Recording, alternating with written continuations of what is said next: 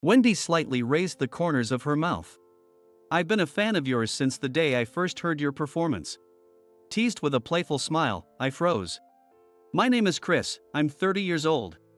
Currently, I'm learning to play the harp from Wendy, who is the next master of the Bud Association. Play that note a bit stronger, it's too soft. As she said this, Wendy plucked the strings. A pleasantly strong sound filled the room.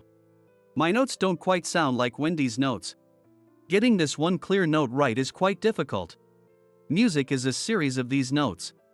If any note is too weak or too strong, it sounds odd, but aligning them all is truly challenging. Of course, it's not enough just to align them, intentional dynamics are also necessary. It's head-spinning, but fun. Incredibly fun. The harp itself is a beautiful instrument. Each one has unique wood grain pattern and artisanal details. Harps handmade by craftsmen take a year to complete. Just being able to touch such a soul-filled instrument is a joy. The sound also varies depending on the player. I can only produce a thin sound, but Wendy's notes are a complex and pleasant mix of power and elegance. I never thought I'd get to do music again. As I listened to the sounds, I became contemplative. Both of my parents were pianists, and especially my father was well known. Working as an exclusive pianist for a luxury hotel and belonging to a music agency. After giving birth, my mother started running a piano school and has sent many students out into the world. Naturally, my older brother and I were also raised touching the piano from a young age. And to speak for myself, I was a prodigy. I stood out from an early age, winning every competition I entered. The judges gave me incredibly high evaluations, and I was raised being called a wunderkind. At first, I was simply happy that my practice was recognized. But gradually, the voices around me started to bother me. The jealousy of peers who missed winning because I was there. The pressure from judges who said, "We expect great things next time too." And from my parents, the dream that one day you will conquer the world. What was supposed to be enjoyable unknowingly became a shackle. My brother went to a well-known specialized music high school. But I wanted to stay at home to avoid cutting into practice time. My wishes were granted and I was allowed to attend a local high school. My parents thought that a music-saturated education from high school would add prestige. But a genius pianist from a regular high school wasn't a bad title either, it seemed. But maybe it would have been better to get away from my parents at that point. My brother didn't go abroad but attended a local music college. The college was famous in the US, yet my parents' dream of a college abroad was strong, and their guidance for me intensified. And then, in the winter of my first year of high school, at a competition where famous international pianists were judges and my parents placed enormous expectations on me, I couldn't move from the wings of the stage. My name was called, and I was supposed to stride onto the stage confidently. But my legs wouldn't move. My hands and feet were cold, and I couldn't stop trembling. Sweat, whether cold or from nervousness, dripped down. I wasn't nervous. The more those around me panicked, and the more they worried, the more my body stiffened, and I had to withdraw from that competition. I can't forget the look of despair on my parents' faces, even now. At the same time, I remember feeling a bit relieved. This meant I could finally say goodbye to my life consumed by competitions. I thought surely my parents would ease their expectations of me. But the reality was the exact opposite. They forced me, trembling, to sit at the piano and demanded I play, even if it was just a simple song. Not playing for even a day would dull my skills. My parents' desperation grew day by day. They started gently guiding me to the piano, but gradually their words became harsher. It was my brother who protected me from our parents. Thomas argued that I should be allowed to rest now and forcefully took me out to have some fun. "Tom, weren't you jealous of me? You don't really like me, do you?" I threw those impolite and intrusive words at him. It was a genuine question. However, Thomas didn't get angry, he just gave a wry smile. "We're different people, so I don't feel jealous. I only get jealous of myself when I play well." Like, how did I manage to play like that day? I didn't fully understand what he meant, but Thomas's style of playing was more free-spirited than competitive. He would add his own arrangements and play freely. Thomas's performances always seemed full of joy. However, he didn't score well in competitions. I, who had believed that scoring well was everything, had assumed he was jealous of my good scores. But Thomas was simply free. He probably had more talent. The talent to enjoy music. Thomas did everything he could to protect me, and I spent the rest of my high school days away from music. During this time, his performance in competitions was spectacular. My parents were happy that he had met good mentors at university, but surely, he had switched to competition-winning performances to divert my parents' attention from me. Having distanced myself from music as much as possible, I didn't even go to hear Thomas's competitions. But the sounds he practiced at home were different from before. I apologized to him many times. But Thomas always responded with a smile, saying, "For what?" I just started thinking about my future. When I graduated from high school, Thomas took me out of our parents' house. He became my guarantor for an apartment, and I moved in there. I think it's a good town. It was a place I didn't know at all. An hour away from home by train. Thomas said he had convinced our parents. I've told them roughly where it is, but they won't come barging in, so you can relax. Take your time to find what you love, what you want to do. With those words from Thomas, I felt like I had been given small wings. That's how it felt. After that, I started working part-time jobs. Thomas offered to send me money, but I refused. I didn't know how far I could make it, being naive about the world. But having gained those small wings, I wanted to try. To find my own path, other than the piano. I threw myself into various part-time jobs in search of that path. Eventually, I was hired full-time at a security company. While directing traffic, musical notes would come to mind. The cars passing by my side were quarter notes and eighth notes. I wasn't ready to play the piano, but I had recovered enough that musical notes would pop into my head. Living fervently makes time fly by, and before I knew it, 10 years had passed since I moved to this place. January 1st was my day off. Thinking it would be bland to just sleep the day away, I casually headed to a slightly larger church nearby. Just as I was about to make a round and leave, an intense jolt of electricity coursed through my body. A cascade of sounds poured down. When I swiftly turned toward the sound, I saw several children, about elementary school age, playing the harp. I was captivated for a while by their forceful performance, unexpected from children. Music, which I had distanced myself from since quitting the piano, suddenly surged through me. However, wonderful as their performance was, it was just the beginning. Next appeared a goddess-like beauty in a stunning dress scattered with small flowers, based in soft greens and pinks. It was Wendy herself. Her beautifully tied black hair was adorned with a large floral hair accessory, which suited her perfectly. Her almond-shaped eyes were large. Her high nose bridge and slightly full lips were glossy, and she greeted with a slight smile that left me spellbound. But the moment her beautiful fingers touched the harp, my body tingled as if struck by lightning. First, she captivated with a strong, intense introduction, then a flow of continuous movements. I later learned that this technique was called tremolo, a way of strumming the harp that rapidly alternates to produce a sustained sound despite the harp's inherently fleeting notes. The delicate sounds produced by those fine finger movements were intense upon sight, shaking my soul. And, during a gentle part like the murmuring of water, I naturally found myself shedding tears. It felt like the first time I had truly encountered music that resonated within my heart. As soon as the performance ended, I rushed to the woman and volunteered to learn the harp. It was the moment I stepped back into the world of music. 2 years after that shocking encounter, I am now challenging myself with the longest piece I've ever played. It's a beautiful composition with highs and lows, and murmuring streams, much like my life so far. So, whenever I play this piece, I reflect on my past with pain and regret, but also savor the happiness of being involved with music I love now. When I finish, I'm slightly sweaty. As I let out a breath, Wendy claps her hands loudly. "Yeah. I think you're getting much better." Especially at the beginning, there's a sense of tragedy that almost makes me cry. I blush a little at Wendy's praise. But after the sweet words come the whips. She carefully instructs me, checking each note on the score for dynamics and interpretation. After a long session, Wendy also sighs. "Still, to think you've only been playing the harp for 2 years. Don't you feel like trying a competition soon?" She asked with a smile, and I equivocated. "I'm not good in front of people." I gave the usual excuse, and Wendy chuckled wryly. I wish more people could hear your music, Chris. It feels like a waste just for me to hear it.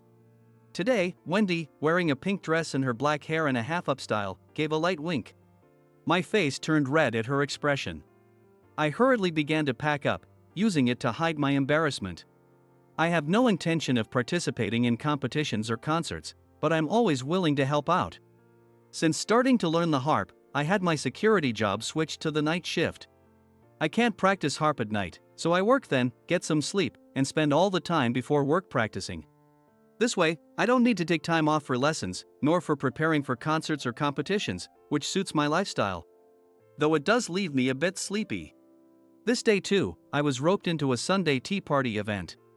Having worked until 5 a.m., I took a nap, then joined at 10 a.m. to help carry and check instruments. Those performing had to go through costume checks and the like, so I was busy handling various chores. As the event started and tea was served to guests, familiar tunes were played live on the harp. In such events, it's often Wendy, not the master, who takes charge. But association's events like this have been successful, steadily increasing the number of students. It serves as a test for the students and a chance to experience the atmosphere of a real performance.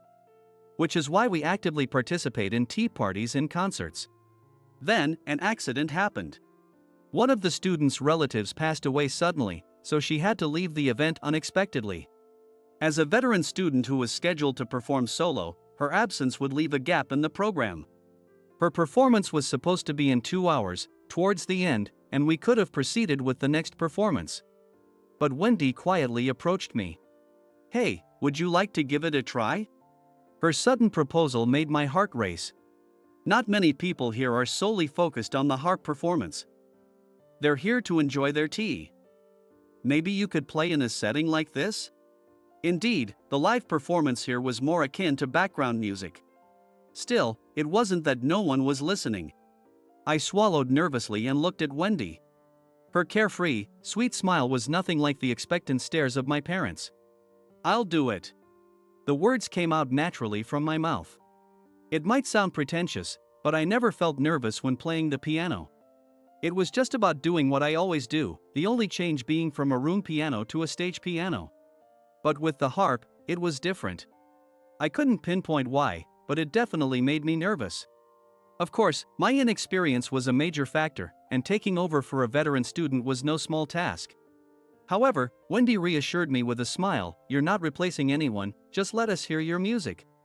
Encouraged by her smile, I took my place on the makeshift stage prepared for performances. The piece I was to play was the one I was currently practicing. Though still in practice, it was nearly complete, and as usual, I performed it reflecting on my life. Perhaps because it was a live performance, my emotions intensified, I made some mistakes. But managed to deliver a performance worth about 70 points. When I finished, scattered applause rang out, and I was startled. Hearing applause after so long, tears unexpectedly fell from my eyes. I made my greetings without letting anyone notice and quickly started packing up to leave. As I left, I bumped into an unexpected person. "Tom, why are you here?" There stood my brother Thomas, with a woman I didn't recognize. Wendy answered my puzzled look. I invited him, there was time before the performance. My confusion only deepened as I looked back and forth between my brother, the woman next to him, and Wendy. Thomas, with a wry smile, explained. "First off, the woman next to me is my fiancée, Emily. She also plays the piano. She's a junior from the same music university as me. And the same age as you. We didn't meet at university, though." Emily seemed a bit stern as she looked at me, but she greeted me lightly, so I greeted her back. And Wendy, she was a classmate of mine in high school. I was surprised and looked at Wendy. What? So this was set up from the beginning? But no, I just happened to visit the church on New Year's and was drawn to Wendy's harp playing. As I stumbled over my words, Thomas laughed. "It wasn't set up. But I did hope you would eventually meet Wendy, who runs a harp class in this town. You always seemed to like the harp, right? You'd always listen intently whenever it came on TV. Although I didn't quite understand, it did make sense. When the piano no longer brought me joy, listening to the harp had a calming effect on me. I never thought it would take 10 years to meet, though. Thomas concluded, leaving me with mixed feelings. I had no idea, so when Chris came to me wanting to learn the harp, I was truly surprised. Wendy complained, giving Thomas a stern look. Wait, Wendy, you knew about me? To my question, Wendy nodded with a smile. Back in high school, your brother Thomas asked me to come support him at a competition he was in, and I was just one of many. Don't get it wrong. Wendy quickly made excuses to Emily, who stood silently by Thomas's side. Her flustered state was endearing, and I couldn't help but feel like laughing. I've always focused on the harp, so the sound of the piano was refreshing. I'd close my eyes and listen to various performances. And while Thomas's playing was wonderful, the moment I heard Chris's music, my heart was completely captured. At the time, I was a middle schooler. I was competing frequently, trying not to worry about the voices around me. Back then, I still found some joy in playing the piano. From then on, I went to competitions more to hear you play rather than Thomas, Wendy confessed. At her words, my brother laughed and said, "That's harsh." The laughter was cut off by Emily. I was there too. Silence fell for a moment as everyone looked at Emily. Time and again. I competed in the same competitions as you, always missing out on the prizes. Emily faced me with an expression tinged with frustration. At the competition you withdrew from, I brought my best piece, determined to beat you, and it ended in a walkover. You can't imagine how frustrating that was. Tears welled up in Emily's eyes. I found myself at a loss for words. Surely, many others must have felt this way too. Yet, I too had practiced and strived under heavy expectations to win those competitions. Faced with her frustration, there was nothing I could do. As I remained silent, Emily suddenly looked up with determination and announced, "Thomas proposed to me the other day." I was surprised. Wendy blushed slightly and looked at my brother, and he seemed embarrassed and flustered. "At our wedding, please play for us. I want to hear your music now." "I'd love to hear you play the piano, but the harp would be fine too." "I always thought you'd go to the same conservatory as Thomas or even a better one. Instead of going to college. You quit playing the piano after high school, and I want to hear how you sound now." Her words sounded genuine, without any hint of sarcasm or jealousy. I found myself nodding honestly. As they had to leave soon, my brother and the others went home, but later, my phone was flooded with messages about today's performance. There were no derogatory comments, only compliments, and I had to smile wryly again, savoring the love my brother had always shown me. He had always been concerned about me. I wanted to repay that feeling. If it was my brother's wedding, our parents would be there too. I wanted to express my gratitude to them and tell them about the path I wished to pursue. It had been a long time since I'd felt so positive. As I finished cleaning up with a light heart, Wendy approached me hesitantly. "Sorry for keeping silent." I shook my head at her apology. On the day I had asked to join her class, Wendy, hiding her surprise, had contacted my brother. Since they hadn't spoken since graduating high school, she had worried his number might have changed, but it hadn't, and he answered her call. She had been entrusted by Thomas to take care of my brother. Knowing she was aware of my circumstances and had watched over me without getting too involved warmed my heart. "I've been watched over all this time. I'm happy." "Thank you," I said. At my words, the tension seemed to melt from Wendy. "It's presumptuous to ask, but would you play with me at my brother's wedding?" Wendy's eyes widened at my request. "I shouldn't, it's your family's big day." I vigorously shook my head. "Really, a solo by you would be more appropriate." Prefacing my next words, I took her hand. "I want to perform with you. Of course, I'm not as skilled, and I might hold you back, but I've been thinking about something." I shared my idea with her, and she exclaimed, "I'd like to try that." Her smile gave me another boost of courage. "And if that goes well, would you consider going out with me?" "I've liked you since I heard that performance on New Year's," I confessed. Wendy was surprised but then slightly raised the corners of her mouth. "Are you going to keep me waiting any longer?" Surprised by her words, I responded. "I've been a fan of your music since the day I heard you play. It's been almost 20 years now." Teased with her playful smile, I was momentarily frozen. "Are you going to keep me waiting until Thomas's wedding?" At that, I shook my head vigorously and said, "No, please be my girlfriend now. I beg you," and I tightly held Wendy's hand. She responded with a smile. Several months later, at the wedding reception of my brother, everything went smoothly, and it was finally time for Wendy and me to perform.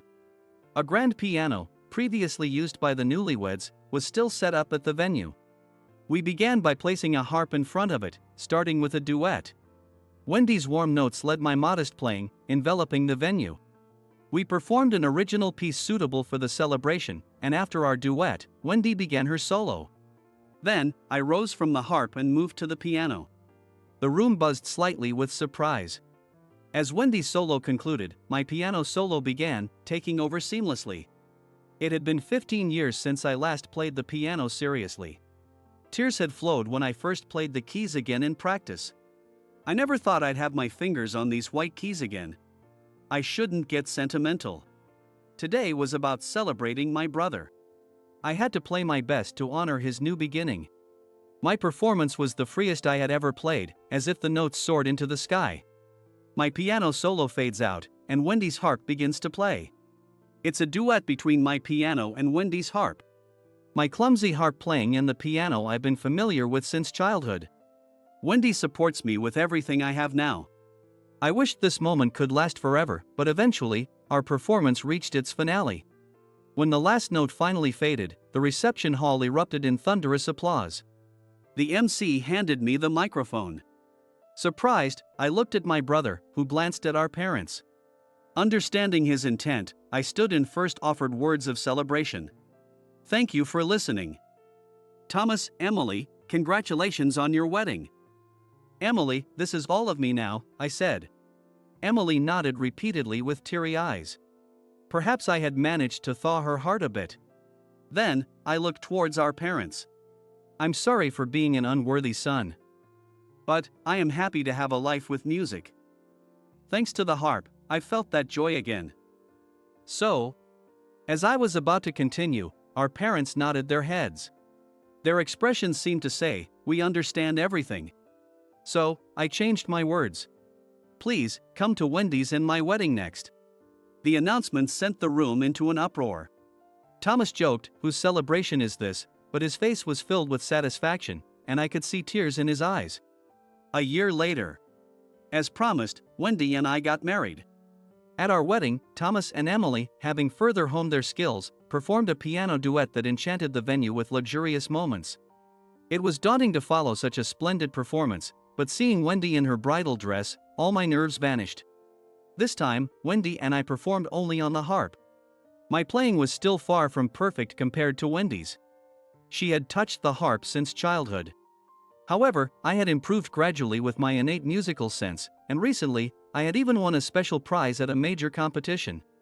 Though hesitant to compete, Wendy convinced me it was necessary to insert some external validation into my self-assessments.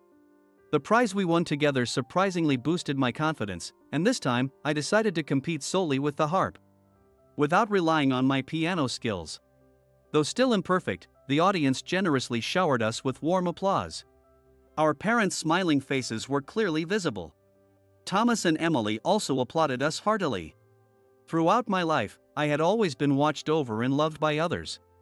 Now, it's my turn to give back unreserved love to Wendy, our families, our friends, and eventually, to our future children. As the beautiful sounds of the harp still echoed in my mind, I was filled with happiness.